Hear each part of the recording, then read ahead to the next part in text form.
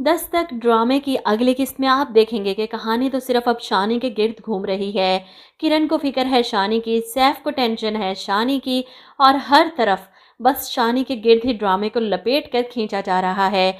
वहीं सैफ जो फिज़ा को अपना नंबर दिया आया कि अगर आप शानी से मिलने में मेरी मदद करेंगी तो मुझे बहुत अच्छा लगेगा, और फिज़ा पता नहीं क्यों इसने किरण से फजूल का बैर पाल लिया है, नफरत है या क्या है इसे। पता चलता है कि किरण और मोइस कहीं जा रहे हैं और रात तक वापस आएंगे, और इस मौके का फ़ायदा उठाते हुए वो किरण की जड़ें काटने में लगी है। किरण के ही कबीर मामू से मिलने जा रही थी और जाने से पहले चौकीदार से बात करती है कि शानी से मिलने कोई आए तो इसे मिलने देना।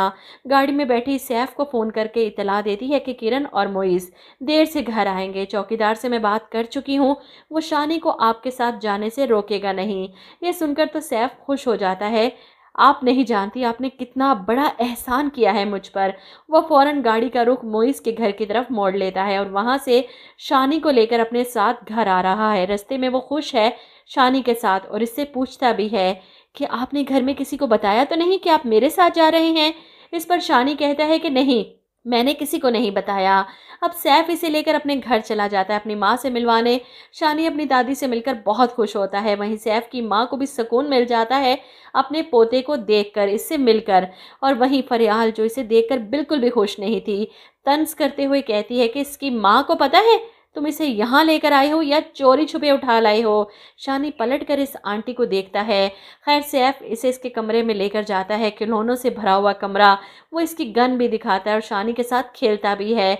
इतने खिलौने और गन देखकर शानी का दिल नहीं कर रहा इस घर से, इस कमरे से जाने को, लेकिन मजबूरी है। सैफ इसे वापस छोड़ने के लिए निकलने लगता है कि किरण को इस बारे में पता ना चले, इससे पहले ही शानी को घर पहुंचा दे। वहीं दूसरी तरफ फिजा का किरण के कबीर मामू से चक्कर चल रहा है। अभी तो ये सस्पेंस भी सामने आने वाला है कि वो जिसे पसंद करने लगी हैं वो किरण के मामू हैं, और वहीं कबीर साहब भी फिजा को पसंद करते हैं और इन दोनों की मुलाकात होती है तो वो इसे प्रपोज कर देते हैं कि मैं हमेशा सोचता था कि मैं जब भी शादी करूंगा तो किसी ऐसी खातून से शादी करूंगा जो बीवी से ज़्यादा मेरी दोस्त बन जाए। क्या आप शादी करेंगे मुझसे? फिजा ये सुनकर परेशान हो जाती है। पसंद तो वो भी करने लगी है कबीर को, लेकिन इस तरह प्रपोज करने से घबरा जाती है। इधर आप देखेंगे कि मोइस की वालदा की सर्जरी कहते हैं डॉक्टर, और ये सुनकर मोइस काफ़ी घबरा जाता है। अम्मी की सर्जरी को लेकर काफ़ी परेशान हो चुका हूँ मैं, और ऊपर से वो सर्जरी डिले करवाने की बातें कर रही हैं, और वो जो बातें उन्होंने मुझसे की हैं ये सोच कर भी मुझे डर लग रहा है। अगर इन्हें कुछ हो गया तो।